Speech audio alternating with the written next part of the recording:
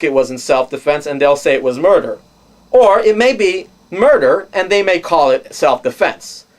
Let's hope that if you ever have to defend yourself and as a result kill somebody, that you didn't commit murder.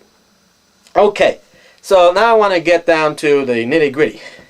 What are the options in decisions that you as a YouTube viewer have in terms of deciding what politics you're going to subscribe to? What politics are you going to believe in or accept? I don't want you to believe in anything, by the way. I think the word belief is dangerous. I don't believe in anything. I know, I think, I understand, I perceive, I conceive. I do not blindly accept any information or knowledge. I think about it, I reason over it, I use my own intuition, I use my intellect, my previous experience in life, and I make a decision. Is this something that makes sense or not? And then, even then, I am very, very aware from my own life experience that I might think, oh, my conclusion is right, and then later on find out it was wrong. Yes, I've made such mistakes. But as you get older, you learn how to make less mistakes because you start thinking about the big picture. The fact of the matter is that we're all connected. Now, about political systems, I want to qualify this. You know, somebody might say, hey, I am an anarchist.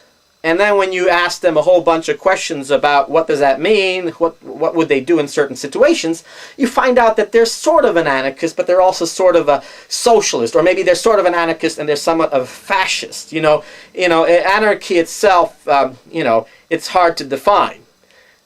Somebody might say, I'm a capitalist. Now, you know what? I'm somewhat of a capitalist, but I'm not entirely a capitalist because I also believe in some degree of socialism. Not communism, but some degree of socialism mixed with capitalism. I call that social democracy. I'm going to get to that right now, but let me first get something very clear. Just because somebody says that this is what they politically believe, or this is what their country's politics are, or what their government's politics are, their administration, doesn't make it so. Stalin called himself a communist. He wasn't a communist. He was a fake. He was a horrible person who, in the name of communism, did fascistic things. His system of government was a fascist government. People always say Stalin was worse than Hitler because Stalin killed more people. Well, that's incorrect. Stalin managed to kill more people because he was in power for much longer, because actually his system seemed less of a danger than Hitler's. Hitler, had he had as much time as Stalin, would have killed way more people and probably destroyed the whole planet. Not just probably, I think he would have destroyed the whole planet. So let's make it clear that just because Stalin wasn't as bad as Hitler in his philosophy of things, he was very bad. He wasn't a Gandhi or an Einstein or Maria Montessori or Spinoza or Isaac Asimov, the kind of people I dig. He wasn't a good guy. He was a horrible person. But was he as bad philosophically as Hitler? I would say not. He was just very bad, and Hitler was the worst. And Mussolini was right up there with Hitler in many ways. Fascism, Nazism, these are systems that are very, very closed and, for an elite few. And they pretend to be for the masses, but what they do in the end is make a silly putty out of the average person. Everybody's just the same gray, boring piece of crap to serve the interest of a small group of elite, powerful people who are themselves often in conflict with one another. So the Nazi system was bound to fail, and thank goodness in a political way, at least militarily, it failed.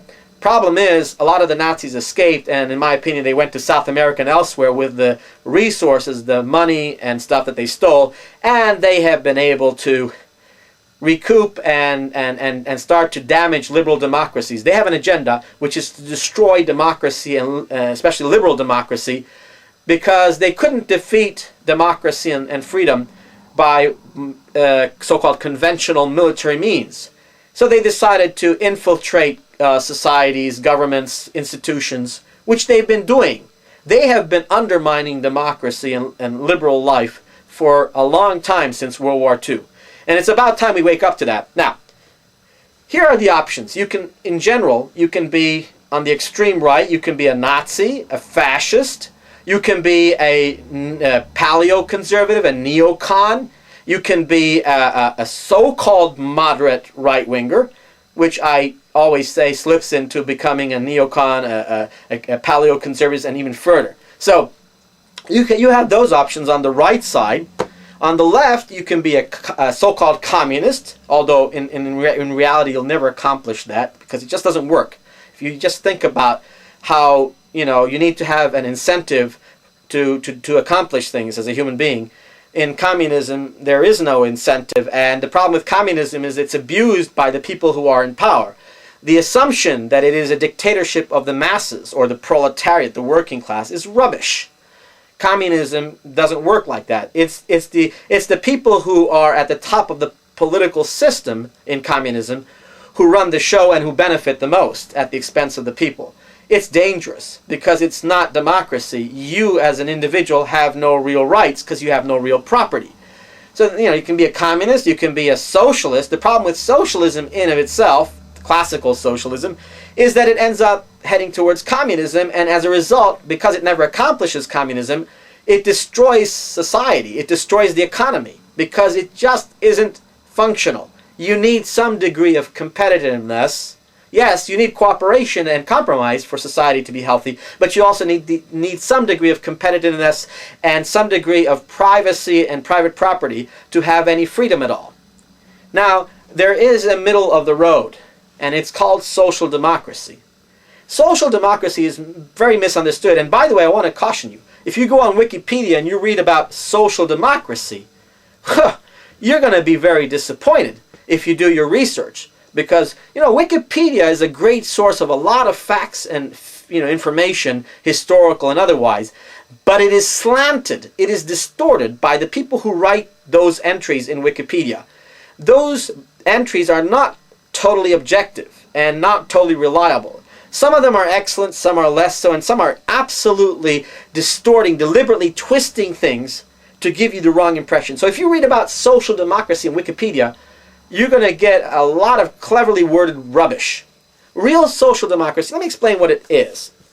It's knowing that to have individual freedom, to have freedom, you have to have private property, and you have to have privacy rights, and in order to have privacy rights, by the way, you have to have private property, and you have to have private capital. In other words, you have to have some degree of capitalism to be a free person. Because if you didn't own anything, you would have nothing to protect yourself with and to protect yourself from others. You would have no place to go. You would always be forced to be with whoever enters into your life at the time. That's not fair. That's not freedom. So capitalism in of itself can be benign.